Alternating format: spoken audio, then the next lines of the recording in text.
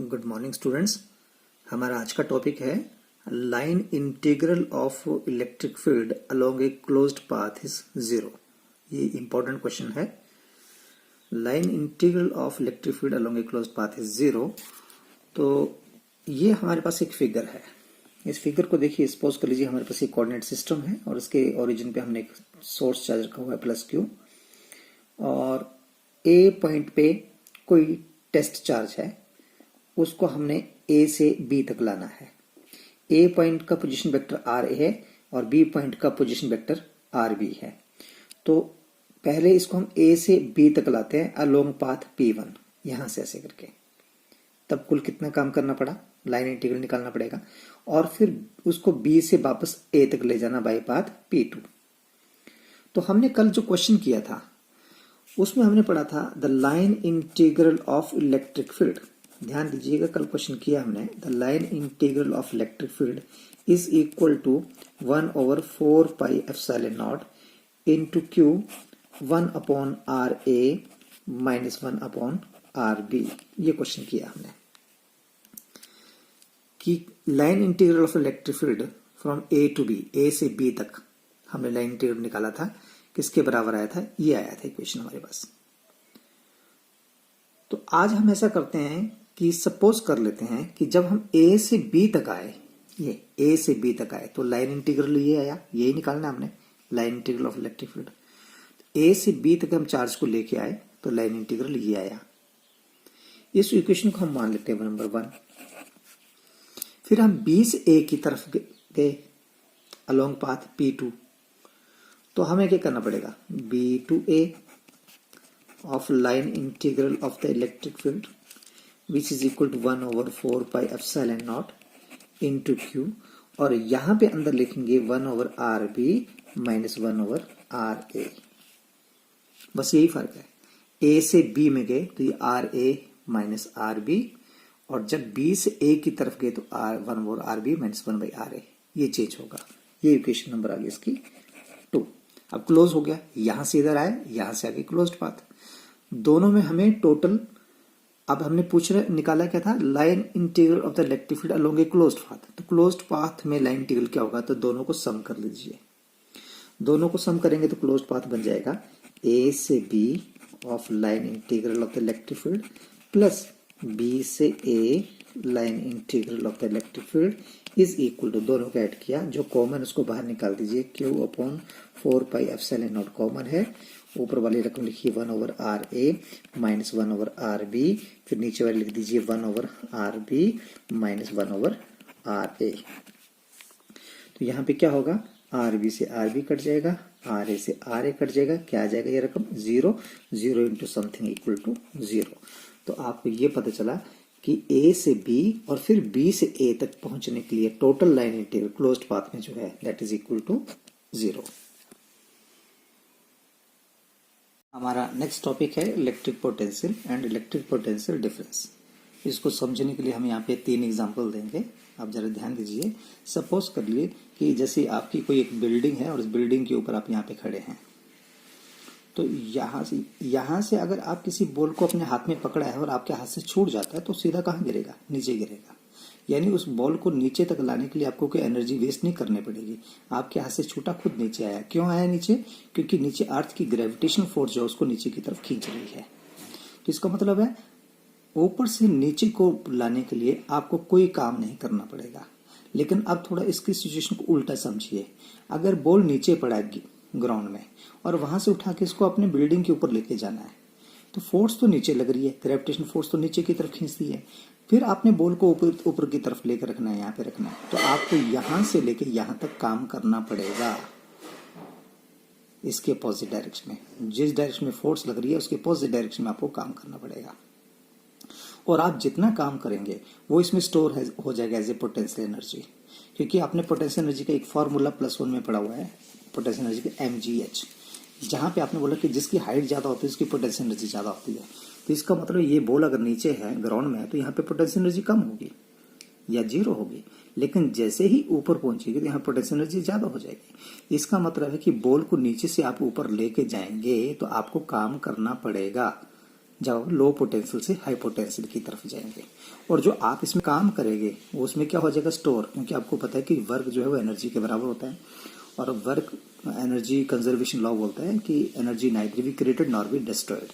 तो जो आप यहाँ पे काम करोगे इस बॉल को यहाँ से यहाँ लाने में, वो काम में जो आपने एनर्जी वेस्ट की, आपने यूटिलाइज की, वो एनर्जी इसमें स्टोर हो जाएगी एज ए पोटेंशियल एनर्जी। इसका मतलब ये है कि मान लेते हैं कि ये बॉल जो ग्राउंड में है, यहाँ पे इसका पोटेंशियल है VA, इसकी एनर्जी जो है VA। जब ये ग्राउंड से उठ के ऊपर पहुंच जाता है तो इसकी पोटेंशियल एनर्जी हो जाती है VB। बी पॉइंट पे इसकी पोटेंशियल एनर्जी इतनी है, तो यहाँ पोटेंशियल एनर्जी कम है, यहाँ पे क्या है, ज्यादा है। तो यहाँ से इसको जब उठा के यहाँ पे लाया तो मैंने कितना काम किया, तो मैंने इस बॉल को बोल दिया चार्ज, तो मैंने लिखा work done per unit charge. मान लीजिए यूनिट चार्ज है ये 1 कूलम का, तो work done per unit charge to move from A to B, A से B तक ले जाने में कुल कितना काम करना पड़ा, बराबर है high potential minus low potential, क्योंकि एनर्जी कभी खत्म नहीं होती। तो जो आपने वर्क किया वो यहाँ पे पोटेंशियल एनर्जी आ गई, तो high potential minus low potential, VB minus VA। उसी तरह से दूसरा सेम एग्जांपल वैसे ही है कि मान लीजिए हमारे पास एक स्लैंटिंग सरफेस है, और यहाँ पे आप देखेंगे अगर बॉल यहाँ रखा होता तो ये खुद ब खुद नीचे की तरफ आ जाएगा। क्यों? क्योंकि ये हाई है, हाइट है, यहाँ पे हाइट है, यहाँ पोटेंशियल ज्यादा है, और ये जमीन से नजदीक है तो यहाँ पे पोटेंशियल कम है। तो हाई पोटेंशियल से लो पोटेंशियल की तरफ तो बॉल खुद ही आ जाएगा। आपको कब काम करना पड़ेगा, जब आप लो पोटेंशियल से हाई पोटेंशियल की तरफ बॉडी को लेके जाएंगे। तो जब बॉडी यहाँ पे पड़ी है A पॉइंट पे, यहाँ से आप B पॉइंट की तरफ लेके जाएंगे तो आपको काम करना पड़ेगा। तो suppose the work done to move the body from A to B per unit charge, इस बॉल को मैंने चार्ज बोल दिया, तो work done per unit charge to move from A to B is equal to, कितना काम किया, that work is equal to the potential difference. यहाँ पे पोटेंशियल कितना था VA, यहाँ पे कितना है VB, तो लिखेंगे VB माइनस VA। क्यों? High potential minus low potential, high potential minus low potential. Third example देखें, मान लीजिए कि एक आपकी नदी है, नदी में पानी इस तरह फ्लो कर रहा है, दरिया में ये पानी फ्लो कर रहा है इस डायरेक्शन में, और आप अगर यहाँ पे गिर जाते हैं तो खुद ब खुद आप ये नीचे की तरफ आ जाएंगे। आपको तैरने की जरूरत नहीं होगी, पानी के बहाव के साथ उसी डायरेक्शन में आप नीचे की तरफ आ जाएंगे, आपको कोई काम नहीं करना पड़ेगा। लेकिन अगर आप यहाँ पे हैं और पानी की डायरेक्शन से उल्टी डायरेक्शन में अगर आप यहाँ आना चाहते हैं, पानी इस डायरेक्शन में चला हुआ है, आप इसकी उल्टी डायरेक्शन में ऊपर की तरफ आना चाहते हैं, तो आपको तैरना पड़ेगा, आपको बहुत ताकत लगानी पड़ेगी, बहुत एनर्जी आपको यूटिलाइज करनी पड़ेगी, तब आप यहाँ A से लेके यहाँ इस B पॉइंट तक पहुंचेंगे। तो हमेशा काम आप कब करते हो, जब आप लो पोटेंशियल से हाई पोटेंशियल की तरफ जाते हो। तो मान लीजिए यहाँ पोटेंशियल VA है, यहाँ VB है, सेम वैसे work done per unit charge to move from A to B is equal to VB minus VA। ये आप समझ रहे हैं, यहाँ A माइनस B नहीं करना है, VB माइनस VA करना है। क्यों? जो लास्ट में कहाँ पहुंचे, B, यानी वो हाई पोटेंशियल है, कहाँ से चले A, तो VB माइनस A। मान लीजिए जब आप यहाँ पे थे तो यहाँ पे जो पोटेंशियल एनर्जी वो 5 जूल है, जब आप यहाँ पहुंचे तो यहाँ पोटेंशियल एनर्जी 100 जूल है। तो जब आप यहाँ से यहाँ पहुंचे, आपने जो काम किया वो किसके बराबर हुआ, इस एनर्जी के डिफरेंस के बराबर। कितना हुआ वो, 100 माइनस 5, 95। तो ये है पोटेंशियल डिफरेंस। अब जैसे हमने बोले ये पोटेंशियल डिफरेंस है, ये डेफिनेशन पोटेंशियल डिफरेंस की दे दी, तो इलेक्ट्रिक पोटेंशियल क्या होता है, पोटेंशियल एट ए पॉइंट क्या होता है, जरा उसको देखें। तो हमें ये देखें, यहाँ पे एक सोर्स चार्ज रखते हैं, तो प्लस Q चार्ज रखते हैं, और उसकी वजह से देखें चारों तरफ क्या इसकी रेज निकल रही है, इलेक्ट्रिक फील्ड लाइंस निकल रही है इसकी पॉजिटिव चार्ज से, तो इसकी इलेक्ट्रिक फील्ड लाइंस निकल रही है। तो अगर यहाँ पे मैं अगर टेस्ट चार्ज रखता हूँ, छोटा सा Q नोड रखता हूँ, तो इस से जो इलेक्ट्रिक फील्ड निकल रही है वो इस पॉजिटिव चार्ज को, ये पॉजिटिव को रिपेल करेगा, और ये खुद ही धक्का लगेगा, इस तरफ आ जाएगा, यहाँ पहुंच जाएगा, इसको खुद धक्का लगेगा, पीछे चला जाएगा। लेकिन अगर इस चार्ज को मैं उल्टा लाऊं, यहां से इधर लाना हो, तो मुझे काम करना पड़ेगा। क्यों? क्योंकि इलेक्ट्रिक फील्ड की डायरेक्शन ये है, इसकी जो रेज निकल रही है उनकी इलेक्ट्रिक फील्ड की डायरेक्शन ये है। उसकी अपोजिट डायरेक्शन में अगर इस चार्ज को मैं लाना चाहूंगा, यहां से यहां इस डायरेक्शन में लाना चाहूंगा, तो मुझे काम करना पड़ेगा। वो काम जो है उसको हम बोलते हैं इलेक्ट्रिक पोटेंशियल डिफरेंस। यानी जब ये चार्ज यहाँ पे है तो इसके नजदीक पोटेंशियल ज्यादा होगा, इसकी एनर्जी ज्यादा होगी, यहाँ पे इलेक्ट्रिक फील्ड ज्यादा स्ट्रांग होगी। जैसे जैसे दूर जाएंगे तो इसकी इस चार्ज की इलेक्ट्रिक फील्ड कम होती चली जाएगी। तो मान लीजिए यहाँ पे इसका पोटेंशियल, इस चार्ज का पोटेंशियल यहाँ पे है VA, और ये जो पॉइंट है यहाँ पे पोटेंशियल इसका VB। तो अगर आप लो पोटेंशियल से हाई पोटेंशियल की तरफ चार्ज को लेके आएंगे अगेंस्ट दिस इलेक्ट्रोस्टैटिक फोर्स, इस इलेक्ट्रिक फील्ड के अपोजिट डायरेक्शन में लेके आएंगे, तो आपको काम करना पड़ेगा। तो फिर से वही बात आई, work done to move the charge from A to B per unit charge is equal to the potential difference. तो हाई पोटेंशियल कहाँ हुआ, इसके नजदीक, VB माइनस VA। अगर मान लीजिए ये चार्ज जो है ये कहाँ पे है, इन्फिनिटी पे है, बहुत दूर है इन्फिनिटी में, तो इन्फिनिटी में इस इलेक्ट्रिक फील्ड की वैल्यू लगभग क्या हो जाएगी, 0। इसका पोटेंशियल यहाँ पे क्या हो जाएगा, 0 हो जाएगा। तो इन्फिनिटी से जब किसी पॉइंट पे लेके आए, B तक लेके आए, तो क्या होगा, तो आप लिखेंगे work done per unit charge to move the body from infinity to point B। Infinity से B पॉइंट तक लेके आया, तो आपके लिखोगे लास्ट में कहाँ पे लेके आए, यहाँ पे लेके आए, तो उसको लिखेंगे VB माइनस V इन्फिनिटी। तो इन्फिनिटी पे पोटेंशियल कितना होता है, 0। तो आप ऐसे लिखेंगे work done per unit charge to move the body from infinity to B is equal to VB। So this is the potential at point B।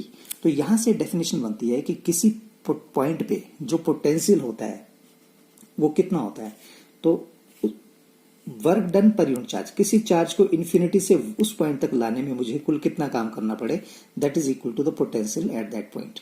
इसका मतलब ये हुआ कि कहीं भी मान लीजिए कि ये सोर्स चार्ज था, इसकी यहाँ पे इलेक्ट्रिक फील्ड है, और मैं यहाँ पे किसी भी पॉइंट पे मैं बोलूं कि जी यहाँ पे कितना पोटेंशियल है, इस A पॉइंट पे जी कितना पोटेंशियल है हमें पता नहीं है, तो हम क्या करेंगे, एक यूनिट चार्ज को लाएंगे, कहां से, इन्फिनिटी से। हम इन्फिनिटी से यूनिट चार्ज को लाएंगे, बहुत दूर से इन्फिनिटी से चार्ज लाएंगे, कहां तक लाएंगे, A तक। तो इन्फिनिटी से A तक यूनिट चार्ज को लाने में मुझे कुल कितना काम करना पड़ा, that is equal to the potential at the point A। Infinity से जिस पॉइंट पे मैंने पोटेंशियल निकालना है वहां तक लाने में मुझे कुल कितना काम करना पड़ा, तो मैं लिखूंगा work done per unit charge to bring the charge from infinity to that point, ये A जहां तक लाना चाहता हूं मैं, इस पॉइंट का मैंने पोटेंशियल निकालना है, तो इन्फिनिटी से इस पॉइंट तक चार्ज को लाने में मुझे कुल कितना काम करना पड़ा, तो वो मैं लिखूंगा यहाँ पे। फिर लास्ट में कहां पहुंचा, A पे, तो मैं लिखूंगा potential at A minus potential at infinity कितने, 0। तो फिर ये फिर से बन गया इस तरह से। तो इसका मतलब क्या हुआ, इसका मतलब हुआ पोटेंशियल एट A, तो इसकी डेफिनेशन बनी, potential at A point is defined as the amount of work done in bringing the unit positive charge from infinity to that point against the electrostatic field। ये definition बनी आपकी, work done to bring the unit positive charge from infinity to that point against the electrostatic force. Against, इसके against, ये तो धक्का इसको इधर दे रहा है, against electrostatic force is called electric potential at that point. अभी हम इसे शॉर्ट करके ऐसे लिख सकते हैं कि potential is equal to work done per unit charge, voltage is equal to work done per unit charge, ऐसे लिख सकते हैं। तो पोटेंशियल का फार्मूला बन गया work done per unit charge. तो पोटेंशियल का अगर आपने यूनिट लिखना होगा तो यूनिट क्या होता है, वर्क का ऐसा यूनिट होता है जूल, 1 जूल, चार्ज लिख दिया 1 कूलम। तो पोटेंशियल का यूनिट क्या हुआ, पोटेंशियल के यूनिट होता है 1 वोल्ट। तो 1 वोल्ट किसके बराबर हुआ, 1 जूल पर कूलम, ये कूलम ऊपर चला गया, 1 जूल पर कूलम को बोलते हैं 1 वोल्ट, ठीक है। और इसको फिर आप ऐसे लिख सकते हैं, इसको लिख सकते हैं 1 न्यूटन मीटर पर कूलम, जूल को आप न्यूटन मीटर पर कूलम भी लिख सकते हैं, ठीक है। तो ये इसके SI यूनिट आ गए। डायमेंशन फार्मूला की बात करें तो आपको पता है पोटेंशियल का, इलेक्ट्रोस्टैटिक पोटेंशियल का डायमेंशन फार्मूला, तो V इज इक्वल टू क्या होता है, work done per unit charge. तो इसका डायमेंशन फार्मूला लिखना है आपने, तो वर्क का डायमेंशन फार्मूला क्या होता है, ml 2t⁻², ये हमने पढ़ा हुआ है। और नीचे है चार्ज, चार्ज होता है करंट इंटू टाइम, करंट को लेते हैं एम्पेयर में, टाइम को लेते हैं टी में। तो आपके पास डायमेंशन फार्मूला क्या बन गया, ये m आ गया, यहाँ से L2 आ गया, t⁻, ये 1 था, ऊपर चला गया -1, तो -2 और -1 हो गया -3, और एम्पेयर के ऊपर कुछ नहीं है, 1 है तो ऊपर चला गया, तो एम्पेयर की power -1। So this is the dimensional formula for the electric potential. हमारा अगला टॉपिक है expression for electric potential difference. तो सपोज कर लेते हैं कि हमारे पास ये O पॉइंट पे यहाँ पे एक positive charge plus Q source charge रखा हुआ है और ए पॉइंट पे एक टेस्ट चार्ज रखा हुआ है जिसको हमने ए से कहां पे लाना है, बी पॉइंट पे। और ए पॉइंट का पोजीशन जो है वो यहां से कितना दूर है, आर ए, और बी पॉइंट की यहां से कितनी दूरी है, आर बी। तो हम ए से बी तक लाना चाहेंगे तो हमें पता है कि इस सोर्स चार्ज की जो इलेक्ट्रिक फील्ड है वो इस डायरेक्शन में होगी, पॉजिटिव रेज निकलेंगी इस तरफ, तो ये टेस्ट चार्ज को धक्का देंगे इस डायरेक्शन में।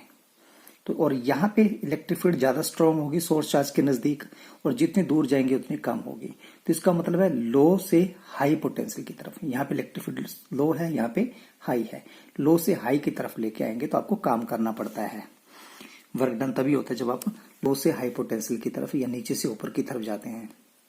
तो यहाँ पे देखें कि हम डायरेक्ट ए से बी तक नहीं पहुंचेंगे। हम मान लेते हैं कि हमारा जो टेस्ट चार्ज है वो पहले कहाँ पे है, पी पॉइंट पे है। पहले थोड़े से डिस्टेंस के लिए काम करेंगे, देखेंगे, फिर उसको इंटीग्रेट करेंगे ए से बी तक।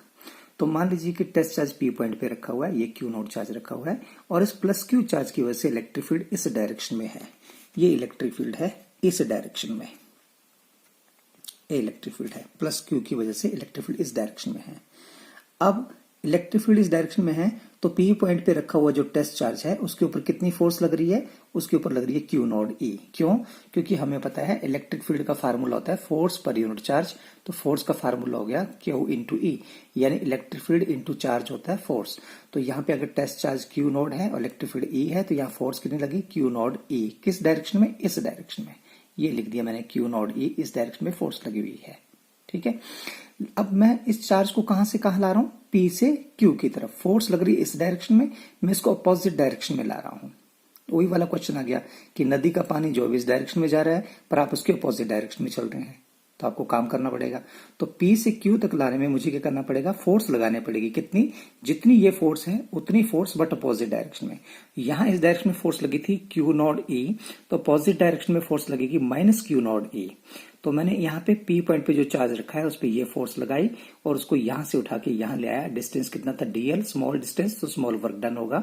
तो यहाँ पे मैंने लिख दिया small work done is equal to force into displacement. Force कितनी है, minus Q naught E, minus Q naught ए।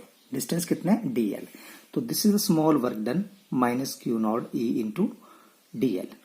उसके बाद आप ऐसे लिखेंगे यहां से D W is equal to minus Q not. अब आप देखें यहां पे पी पॉइंट पे जो इलेक्ट्रिक फील्ड थी उसकी डायरेक्शन क्या है, ये वाली। पी पॉइंट पे इलेक्ट्रिक फील्ड की डायरेक्शन ये है, इस साइड, राइट साइड है, और ये डीएल किस साइड है, इस साइड है। तो आप देख रहे हैं इलेक्ट्रिक फील्ड और डीएल दोनों के बीच में कितना एंगल है, 180। इधर इलेक्ट्रिक फील्ड है, इस तरफ डिस्टेंस मूव कर रहा है। तो डॉट प्रोडक्ट आप सॉल्व करेंगे तो ए डॉट बी को लिखते हैं ए वेक्टर का मैग्नीट्यूड, बी वेक्टर का मैग्नीट्यूड, और दोनों के बीच का एंगल cos 180। तो हमारे पास D W small work done is equal to आया minus Q naught E D L, और cos 180 कितना होता है, -1। तो माइनस माइनस क्या हो गया, प्लस। तो work done is equal to आपके पास आ गया q naught E into D L. यहां पे एक और चीज देखें आप कि पॉइंट पे जो आपका चार्ज रखा है क्यू नॉट, जब आप इसको यहां ला रहे हैं तो इसका डिस्टेंस जो है, टेस्ट चार्ज का डिस्टेंस सोर्स चार्ज से कम हो रहा है। पहले यहां से लेके यहां तक का डिस्टेंस था आर, लेकिन जब इसको आप यहां से यहां ले आए तो इसका डिस्टेंस यहां से कम हो रहा है। यानी ये डीएल जब इस तरफ आ रहा है तो इसकी वजह से सोर्स चार्ज जो है, सोर्स चार्ज के साथ इसका डिस्टेंस कम हो रहा है। तो हम डीएल को लिखेंगे माइनस डी आर, क्योंकि यहां इस तरफ आने से डिस्टेंस कम हो रहा है, कम को लिखते हैं माइनस। तो ये पूरा डिस्टेंस यहां तक आर था, तो फिर मैंने इसको डीएल नहीं लिखा, इसको लिखा मैंने माइनस डी आर। तो इस केस में मैं यहाँ पे डीएल को लिखूंगा माइनस डी आर। तो ये इक्वेशन क्या बन जाएगी, वर्क डन बराबर है क्यू नॉट ए और ये डी आर, और ये माइनस शुरू में आ जाएगा। फिर यहाँ पे आप इलेक्ट्रिक फील्ड की वैल्यू भरेंगे। इलेक्ट्रिक फील्ड की वैल्यू क्या होती है, तो आपको पता था कि पी पॉइंट पे अगर क्यू नोड चार्ज रखा है और उसका डिस्टेंस यहाँ से आर है, ये सोर्स चार्ज है, तो यहाँ पे इलेक्ट्रिक फील्ड कितनी होगी, तो हमारे पास फार्मूला है, इलेक्ट्रिक फील्ड का फार्मूला है 1/4 pi epsilon naught into q upon R square. ये जो चार्ज होता है ये लिखते हैं ऊपर, डिवाइडेड बाई आर स्क्वायर जो डिस्टेंस होता है। तो ये इलेक्ट्रिक फील्ड का फार्मूला लिया और यहाँ पे हमने भर दिया। तो हमने ये दो चीजें भरी यहाँ पे, ब्रैकेट में लिख रहा हूं मैं। तो यहाँ पे हमारे पास वर्क डन कितना आया, work done is equal to minus Q naught और ई की वैल्यू ब्रैकेट में लिखती 1/4 pi epsilon naught q upon R square, ये ई की वैल्यू लिख दी और साथ में लिख दी हमने D R. This is the small work done to move the charge through a length dl। यहां तक लाने में मुझे कुल इतना काम करना पड़ा। अब हम करेंगे कि अगर इस चार्ज को यहां से यहां नहीं बल्कि a से b तक लाते तो कुल कितना काम करना पड़ेगा। तो हम लिखेंगे now the total work done to move the charge from a to b। तो टोटल वर्क डन ऐसे लिखेंगे, total work done to move the test charge from A to B. A से बी तक लाने में कुल कितना काम करना पड़ेगा। तो ये जो आपके पास इक्वेशन आई है इसको इंटीग्रेट करेंगे, तो integration A to B D W और ये फिर से इंटीग्रेशन ए टू बी और अंदर लिखेंगे minus Q naught 1/4 pi epsilon naught q upon R square और ये साथ में डी आर। अब यहां पे ये से कैंसिल हो जाता है, आप लिखते हैं W। ए से बी को मैंने ऐसे लिख दिया कि work done to move the charge from A to B is equal to, यहां पे जो रकमें डिस्टेंस को अंदर रखना है क्योंकि अब ए से बी तक लाना है तो सिर्फ डिस्टेंस की बात कर रहे हैं, बाकी सारी चीजें बाहर। तो ये चार्ज है इसको बाहर निकाल दिया, ये चार्ज है बाहर निकल गया, ये कांस्टेंट है ये बाहर आ गया 4 पाई एप्सिलॉन नॉट।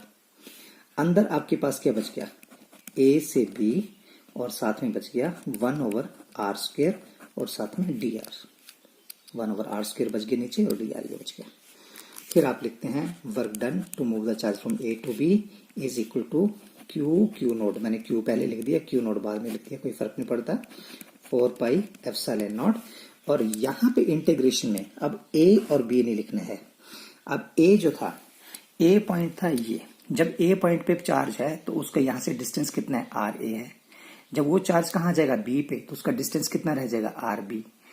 तो यानी कि अब इसका इंटीग्रेशन होगा आर ए से आर बी तक। तो आप यहां पे इंटीग्रेशन में लिखेंगे ए की जगह आर ए और ये डिस्टेंस कितना हो गया, आर बी। ये जो 1/r स्क्वायर डी आर है, आर स्क्वायर ऊपर चला गया, -2 हो गया और ये डी आर आ गया। अब इसका इंटीग्रेशन जब आप करेंगे तो आप लिखेंगे work done to move the charge from A to B is equal to minus Q naught over 4 pi epsilon naught into, ये जो इंटीग्रेशन है ये निशान हट जाएगा। फिर आप लिखोगे यहां पे ये r की पावर -2 + 1 डिवाइड बाई -2 + 1 और ये आर ए इधर लिखते हैं और ये आर बी इधर लिखते हैं। ये इसका इंटीग्रेशन हो गया, दिस इज द फार्मूला, ये हमने कल पढ़ा है। r की पावर -2 इसमें +1 करते हैं, फिर जो पावर आती है उसी से नीचे डिवाइड करते हैं। अब हमारे पास आया work done to move the charge from A to B is equal to minus Q naught divided by 4 pi epsilon naught. और यहाँ पे हमारे पास क्या आया, इसको देखें, r की पावर -2 और 1 होगा -1 और नीचे भी क्या हो जाएगा -1। तो हमारे पास आएगा r की पावर -1 डिवाइडेड बाई -1 और ब्रैकेट में इस तरह से यहाँ पे लिखेंगे आर ए और ये लिमिट है इंटीग्रेशन की आर बी। फिर यहाँ फिर से आया work done to move the charge from A to B is equal to minus Q naught upon 4 pi epsilon naught. ये वाला माइनस बाहर आ जाएगा, तो जब ये माइनस बाहर आ जाएगा तो माइनस माइनस हो जाएगा प्लस। अब हमारे पास बचा r की पावर -1, उसको नीचे ले आए तो लिखेंगे 1/r और ये आर ए और इसके ऊपर पावर आर बी लिमिट। फिर आपके पास आया work done to move the charge from A to B is equal to q naught divided by 4 pi epsilon naught. और यहाँ पे पहले ऊपर वाली लिमिट भरते हैं, तो हम लिखेंगे 1/r की जगह ये वाली लिमिट लिखेंगे आर बी, फिर माइनस लिखेंगे ये आर बी, फिर माइनस लिखेंगे, फिर नीचे वाली लिमिट भर देंगे 1/r ए। ये आया हमारे पास वर्क डन। अब यहां से क्यू नोड उठाया, इसके नीचे लिख दिया, तो हमारे पास क्या बनता है, हमारे पास बनता है work done to move the charge from A to B, q naught इसके नीचे लिख दिया। तो हमारे पास क्या है यहाँ पे, Q upon 4 pi epsilon naught bracket में 1/r बी माइनस 1/r ए। तो इस इक्वेशन को अगर आप ध्यान से देखें, इस इक्वेशन को, तो ये जो work done per unit charge है to move the charge from A to B, इसको हम बोलते थे पोटेंशियल डिफरेंस। इसको हम कैसे लिखते थे, मैं यहां लिखता हूं। हमें पता था कि किसी चार्ज को ए से बी तक लाएं तो हम क्या लिखते थे, work done to move the charge from A to B is equal to V V minus V A. अगर ए से बी तक मैं बॉडी को लेके आ रहा हूं तो high potential minus low potential, that is work done from A to B तक ला रहे हैं, work done per unit charge is equal to potential difference. ये हमारे पास इक्वेशन थी, ये हमने पढ़ी हुई है। This is the potential difference की डेफिनेशन है। तो इस इक्वेशन को अगर मैं नंबर 1 लिखता हूं और ये जो हमारे पास इक्वेशन आई लास्ट में, इसको मैं नंबर 2 बोलता हूं, तो आप देखें work done per unit test charge जो है, यानी कि work done per unit test charge किसके बराबर है, V B minus V A. तो ये V B minus V A मैं यहां पे लिख देता हूं इस जगह पे। तो हमारे पास इक्वेशन क्या आई, V B minus V A. जहां पे ये work done per unit charge लिखा है उसकी जगह मैंने ये लिख दिया V V minus V A. यहाँ पे V V minus V A is equal to कितना है, Q upon 4 pi epsilon naught bracket के अंदर 1 over R B minus 1 over R A. ये रकम मैंने ऊपर यहाँ पे लिख दी सेम वैसी। तो this is the expression for the potential difference. Potential difference का एक्सप्रेशन है ये हमारा। This is the answer. अब हमारा ये नेक्स्ट क्वेश्चन है, electric potential due to a point charge. तो अब हमने पोटेंशियल निकालना है किसी पॉइंट पे, किसी पॉइंट चार्ज की वजह से एक पॉइंट पे कितना पोटेंशियल होता है। तो अगर जैसा हमने लास्ट क्वेश्चन किया बिल्कुल वैसा ही है, वहां पे पोटेंशियल डिफरेंस था, यहाँ पे हमने एक पॉइंट पे पोटेंशियल निकालना है, electric potential due two point charge. तो मान लेते हैं कि ये एक ओ पॉइंट पे आपका सोर्स चार्ज रखा है प्लस क्यू, और इसकी वजह से इसकी इलेक्ट्रिक लाइन्स ऑफ फोर्स जो इस डायरेक्शन में आ रही है, इलेक्ट्रिक फील्ड इस डायरेक्शन में है, पॉजिटिव रेज निकल रही है बाहर की तरफ। तो हमें पता है कि मैंने निकालना है कि ए पॉइंट पे कितना पोटेंशियल है, इस सोर्स चार्ज की वजह से ए पॉइंट पे कितना पोटेंशियल है। तो मैं मान लेता हूं यहां पोटेंशियल है वी ए। तो डेफिनेशन क्या बोलती है, डेफिनेशन बोलती है कि potential at A is equal to work done per unit charge to bring the charge from infinity to A. यानी कि यूनिट चार्ज को इन्फिनिटी से ए पॉइंट तक लाने के लिए कुल कितना काम करना पड़ेगा, वो काम जो है वो पोटेंशियल होता है। यहाँ पे पोटेंशियल कितना होगा, जितने यहां से यहां तक चार्ज को लाने में काम करना पड़ेगा वो वर्क डन जो है is equal to potential at that point. तो ये तो हमारी डेफिनेशन है, तो मैं डेफिनेशन के हिसाब से नंबर 1 ऐसे लिख दिया। अब एक्सप्रेशन निकालना है, तो हमें पता है कि इन्फिनिटी से मैंने टेस्ट चार्ज को लाना है यहाँ ए पॉइंट पे। मैंने फिर से बोला कि फिजिक्स में हम डायरेक्ट नहीं लाते हैं, हम क्या करते हैं, पहले 2 पॉइंट लेते हैं। एक पॉइंट लेता है छोटा सा, जैसे मान लीजिए पी पॉइंट ले लिया, फिर पी से इसको क्यू तक लेके आएंगे। पहले इसके लिए एक्सप्रेशन निकालेंगे और फिर इसको इंटीग्रेट करेंगे इन्फिनिटी से लेके ए तक। तो मान लीजिए पी पॉइंट पे आपका टेस्ट चार्ज रखा हुआ है क्यू नॉट ई। तो यहाँ पे इलेक्ट्रिक फील्ड ई है, तो इसके ऊपर फोर्स लग रही है क्यू नॉट ई इस डायरेक्शन में। और ये जो पी पॉइंट है इसका यहां से कितना डिस्टेंस है, यहां से मान लीजिए इसका डिस्टेंस है आर, मान लेते हैं। तो यहाँ पे P पे जो Q नोट चार्ज रखा है उस पर फोर्स ये लग रही है, इस डायरेक्शन में लग रही है। मैं इसके अपोजिट डायरेक्शन में इसको यहाँ लाना चाहता हूँ, अगेंस्ट द इलेक्ट्रोस्टैटिक फोर्स। तो इस डायरेक्शन में जब मैं P से Q तक लेके आऊंगा, ये डिस्टेंस मैंने बोला dl, तो मुझे फोर्स, ये जो फोर्स लग रही है उसके अपोजिट फोर्स लगाने पड़ेगी। अपोजिट का मतलब minus Q naught E plus Q naught E इस साइड लग रही है, तो इसके अपोजिट डायरेक्शन में minus Q naught E force इधर लगाऊंगा। तो मैंने कुल कितना काम किया P से Q तक लाने में, स्मॉल डिस्टेंस है स्मॉल वर्क डन। तो पहले हम लिखेंगे स्मॉल वर्क डन बराबर है, इसके बराबर रहेगा फोर्स इंटू डिस्प्लेसमेंट। फोर्स कितनी बोली यहाँ पे, minus Q naught E into displacement कितनी है dl। फिर लिखेंगे work done is equal to minus Q naught E और डीएल के बीच में एंगल कितना है, तो आप लिखेंगे ई डीएल कॉस। आगे देखते हैं थीटा क्या लिखना है। तो यहाँ पे देखें इस पी पॉइंट पे इलेक्ट्रिक फील्ड कहाँ है, इस डायरेक्शन में। इलेक्ट्रिक फील्ड की डायरेक्शन ये है और डीएल डिस्टेंस की डायरेक्शन कहाँ है, इस डायरेक्शन है। इलेक्ट्रिक फील्ड इधर, डिस्टेंस इधर, तो दोनों के बीच में एंगल कितना हुआ, ये 180 का। तो यहाँ पे लिखेंगे कॉस 180। कॉस 180 होता है -1, तो आप लिखेंगे work done is equal to, ये जो -1 है माइनस माइनस हो जाएगा प्लस, तो आप लिखेंगे क्यू नॉट ए डीएल। सेम पहले वाला क्वेश्चन है। अब यहाँ पे इलेक्ट्रिक फील्ड की वैल्यू भरेंगे। आप, तो आपके पास इलेक्ट्रिक फील्ड की वैल्यू से पहले यहाँ पे चलो ये देखें, D W is equal to, अब आपके पास है क्यू नॉट, प्लस लिखने की जरूरत नहीं है, ई। अच्छा, ये जो डीएल डिस्टेंस है, तो हम ये फिर से वही बात बोलेंगे कि जब भी charge, test charge P point पे था तो इसका डिस्टेंस यहां से यहां था आर। जब ये टेस्ट चार्ज को इस तरफ लाएंगे, डीएल डिस्टेंस कवर करेंगे, तो डिस्टेंस जो है वो सोर्स चार्ज से इसका डिस्टेंस कम होगा। पहले ये दूर था, अब ये जब यहाँ पहुंचेगा तो इसकी दूरी कम हो जाएगी। तो जब ये टेस्ट चार्ज इस साइड आ रहा है तो डिस्टेंस कम हो रहा है, तो कम के लिए हम माइनस लगाते हैं। तो डीएल को फिर मैंने लिखा minus D R. D R क्यों लिखा? क्योंकि आर है तो इसको मैंने माइनस डी आर लिख दिया। तो यहाँ पे हम फिर से लिखेंगे माइनस डी आर। तो हमारे पास आया work done is equal to minus Q naught E into D R. यहाँ पे आप इलेक्ट्रिक फील्ड का फार्मूला भर दीजिए। अब इलेक्ट्रिक फील्ड का फार्मूला आपको पता ही है, वो क्या है, माइनस क्यू नॉट, ब्रैकेट में लिखता हूँ 1/4 पाई एप्सिलॉन नॉट और q upon R square. This is the formula for the electric field at point P. P point का यहाँ से डिस्टेंस आ रहा है, यहाँ पे चार्ज क्यू है, तो यहाँ पे इलेक्ट्रिक फील्ड कितनी होगी, ये फार्मूला है, ये भर दिया। साथ में डी आर लिखा है तो मैंने बाहर लिख दिया ये डी आर। अब हमारे पास ये आया वर्क डन, तो मैं इसको ऐसे लिख सकती हूँ, work done is equal to, और ये minus Q naught over 4 pi epsilon naught into D R divided by R square. मैंने सारे इकट्ठा लिख दिया।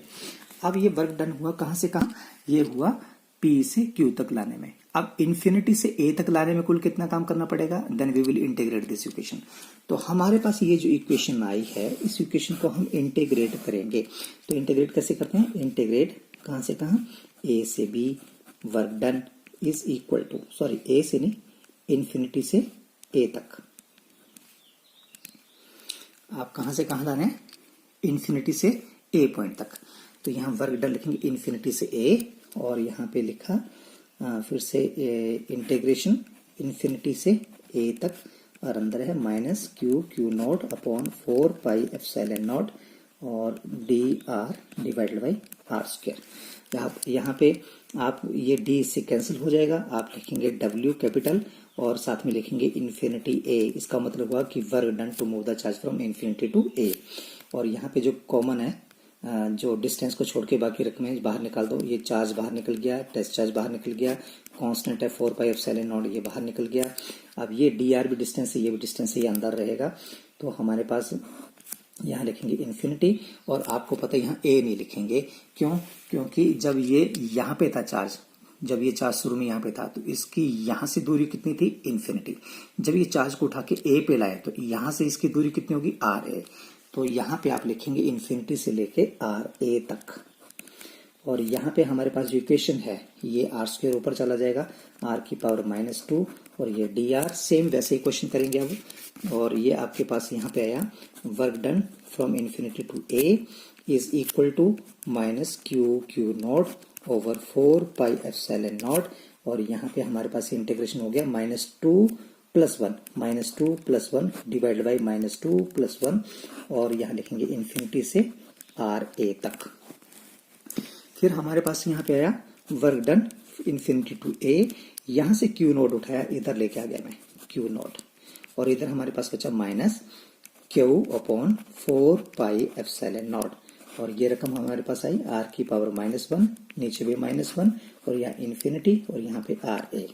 ये माइनस बाहर आ गया तो हमारे पास ये आ गया work done infinity to A per unit charge is equal to, ये माइनस बाहर आ गया तो ये प्लस में हो गया, प्लस यहाँ लिखेंगे आप Q upon 4 pi epsilon naught, और यहाँ पे R की पावर -1 को लिखेंगे 1/R, और ये लिखेंगे इन्फिनिटी, और यहाँ लिखेंगे RA।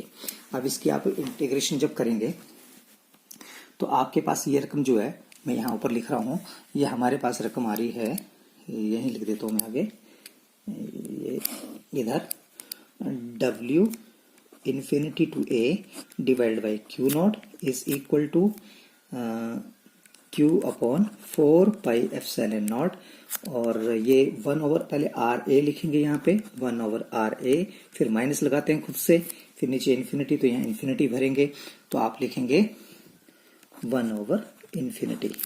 फिर आपके पास आएगा work done infinity to A q naught is equal to q over 4 pi epsilon naught. 1 over infinity होता है 0, ये 0 है तो ये 0 हो गया तो क्या बच गया 1 ओवर आर ए। क्लियर। अब ये जो इक्वेशन आई हमारे पास, ये है इक्वेशन नंबर 2। फर्स्ट इक्वेशन क्या थी? फर्स्ट इक्वेशन थी आपकी ये, जहां बोलते हैं कि work done per unit test charge from infinity to A is equal to किसके बराबर है? वी ए के बराबर, यानी ये रकम वी ए के बराबर है। तो यहां पे इसकी जगह मैं लिखूंगा वी ए, सेम है तो V A is equal to, और यहां पे लिखेंगे 1 ओवर 4 पाई एप्सिलॉन नॉट, ऐसे लिख दिया। क्यू इसके ऊपर लिख दिया Q upon R A. So this is the answer. तो this is the potential at A point. अगर मान लीजिए ये जो डिस्टेंस हमने यहां माना हुआ था ए पॉइंट का, यहां से डिस्टेंस कितना माना आर ए, अगर ये डिस्टेंस आर होता तो यहां पे मैंने आर ए की जगह आर लिखना था। तो हम ऐसे लिखना था कि potential at A is equal to 1 over 4 pi epsilon naught into q upon R. So this is the formula potential का एट पॉइंट ए।